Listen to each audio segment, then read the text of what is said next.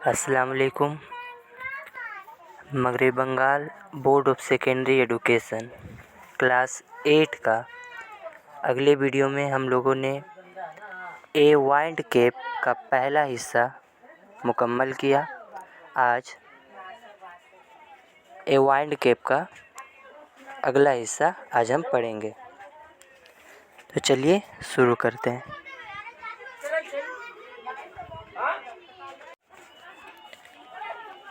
Since you put me on your head like a hat to keep me safe, जैसे ही तुमने मुझे अपने sir पर महफूज रखने के लिए टोपी के तरह रख लिया, I shall give you a different kind of cap in return. मैं तुम्हें एक अलग तरह का कैप टोपी तुम्हें उसके बदले दूंगा। The kind seller most desire, जो मुल्लाह की हमेशा ख्वाहिश होती है। A cap full of wind, एक टोपी हवा से भरी हुई। But there is one warning, no human hand will ever be able to take it off। मगर इसके साथ एक अत्तबा होगा, वार्निंग होगी कि कोई भी इंसानी हाथ उस टोपी को उतारने लायक नहीं होगा। कोई भी इंसानी हाथ का मतलब ये हुआ कि वो लड़का जो है जॉन, वो खुद भी उस टोपी को एक बार पहन ले तो नहीं उतार सकता।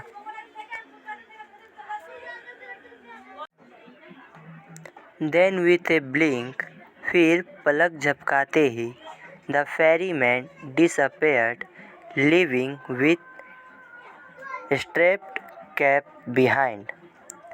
फरिश्ता गायब हो गया एक धारीदार कैप को पीछे छोड़कर। Young John put the cap on his head and ran home to tell his mother. छोटे जॉन ने टोपी को अपने सर पर रख लिया और दौड़कर अपनी माँ को बताने चला गया। No good will come of the wind cap, she said.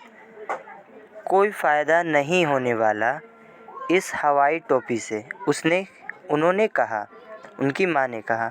But the lad would have none of her caution, मगर लड़के ने उनके बात पर तवज्जो नहीं दिया, एहतियात नहीं किया, यानी उनके बात को सुना मगर माना नहीं।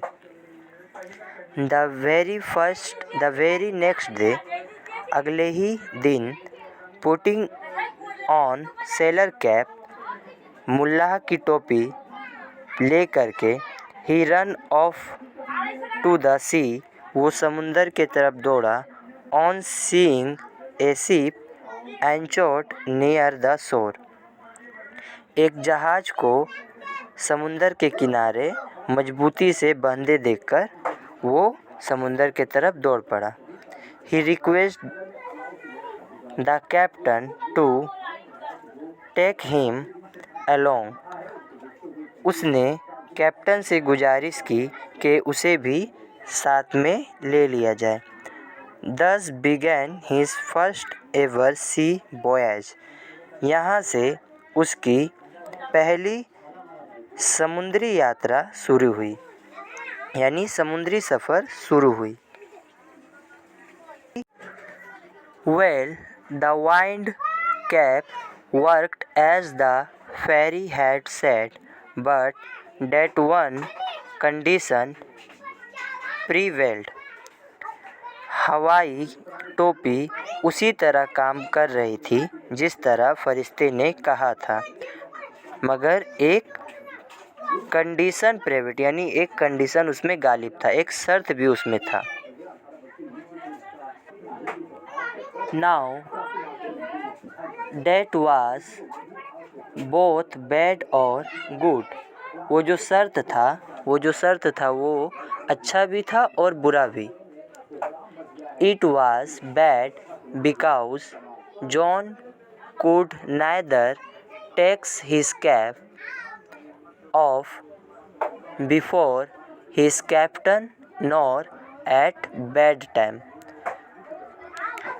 इट इज़ बैड ये ख़राब इसलिए था क्योंकि जॉन ना ही कैप्टन के सामने अपनी टोपी को उतार सकता था और ना ही सोते वक्त। जब किसी जहाज़ का कैप्टन कोई हो तो वो अगर आए तो उसके सामने टोपी उतार दिया जाता है।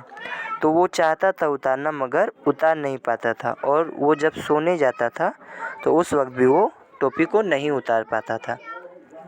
एंड इट इज़ गुड और ये अच्छा था बिकॉज क्योंकि neither could he lose the cap nor could he be stolen from him.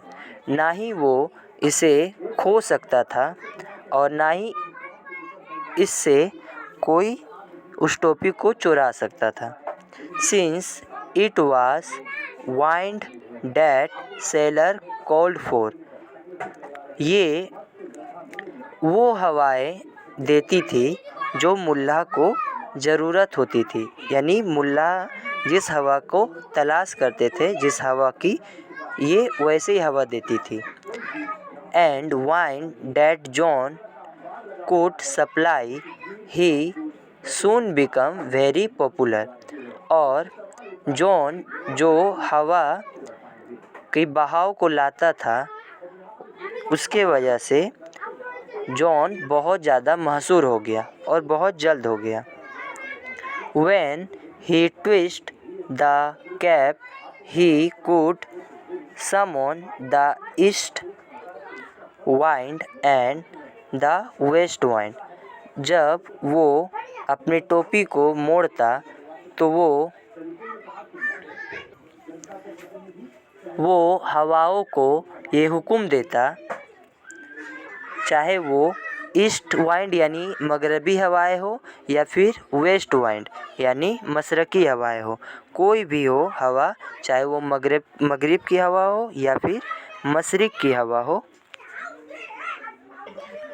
वो सभी हवाओं को ऑर्डर दे करके यानी कि हुक्म दे करके अपने जहाज़ की तरफ बुला लाता था। He could also turn it to call both the north as well as the south wind। इसी तरह वो शुमाली और जनूबी दोनों हवाओं को भी हुक्म देता था।